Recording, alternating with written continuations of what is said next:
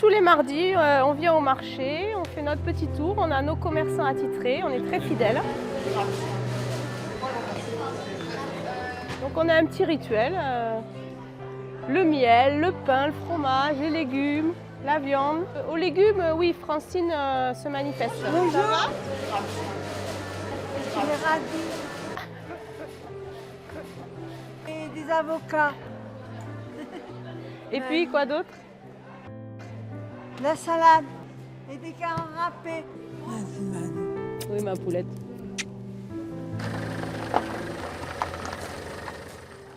Allez, chacun à son poste. Ça rigole plus là maintenant. Est-ce que tu t'es lavé les mains, Francine? Non. Alors vas-y. Tu veux que je t'aide? Je vais commencer par Mathilde, qui est arrivée la première en fait, par rapport à Martine et Francine. Mathilde, elle a 76 ans. Elle est atteinte de la maladie d'Alzheimer à un stade assez avancé. Cependant,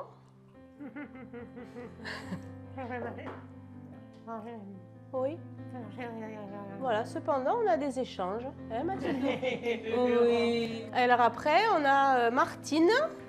Martine et Francine, en fait, elles viennent de chez une collègue qui a pris sa retraite. Et donc, moi, j'ai pris la relève.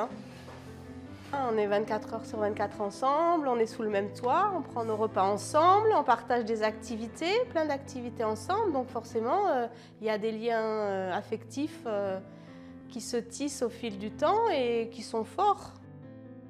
Je pense que j'ai été inspirée par ma grand-mère, dont je me suis occupée jusqu'à la fin, qui est décédée à la maison d'ailleurs.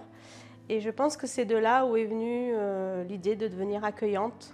Et puis j'ai une maison, c'est vrai, qui est bien adaptée avec les chambres de plain-pied.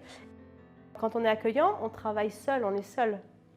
Hein, on a des collègues, mais chacun est chez soi. Donc moi j'ai besoin d'avoir une vie sociale. Elle aussi d'ailleurs, c'est pour ça qu'on fait des activités, on fait plein d'activités.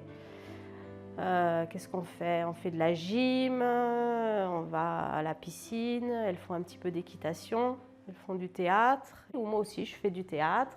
Je suis bénévole au Resto du Cœur. Les qualités de l'accueillant, pour moi, c'est de faire preuve d'une grande patience, d'empathie, d'observation. Il faut être réactif.